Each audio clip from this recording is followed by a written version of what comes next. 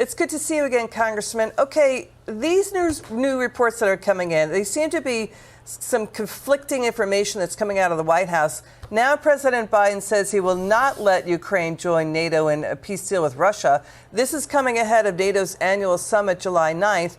But then Secretary of State Blinken had said, yes, Ukraine will join NATO. So is this just, the fog of trying to figure out how to do a peace deal with Russia, or is there real confusion here?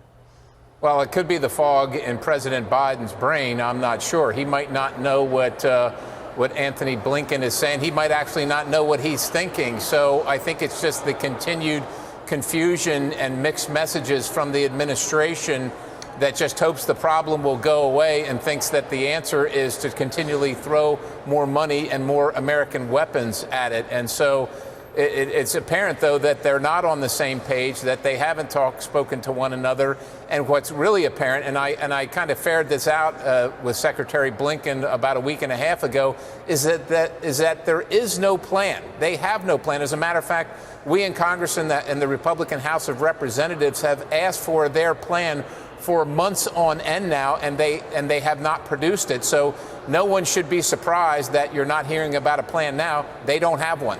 Okay, these reports coming out of the Daily Telegraph overseas, the Telegraph is reporting that NATO is now drawing up plans to actually send American troops to the front lines of Europe to fight Russia if Putin moves in further west, that there are new land corridors that NATO is planning to quickly funnel U.S. soldiers through Central Europe into the Balkans via these corridors in Italy, Greece, and Turkey towards Russia's northern border, and also Russia's northern border via Scandinavia.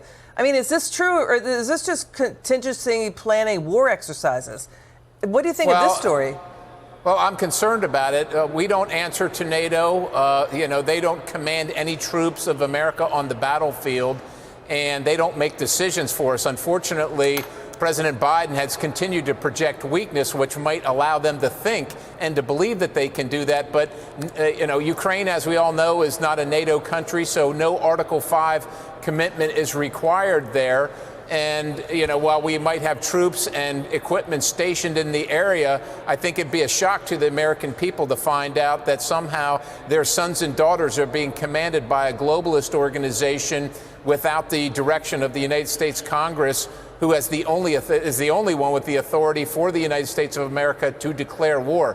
Not even the president has that authority, and so certainly NATO and the UN don't have that authority either. Well, it sounds really scary. NATO leaders reportedly last year were getting ready 300,000 troops to be kept in a state of higher readiness to defend NATO in case Putin did get more aggressive. And, Putin's already saying, you use U.S. weapons or Western allies use their weapons, or their weapons get used inside Russia by Ukraine. That's a problem. Final word.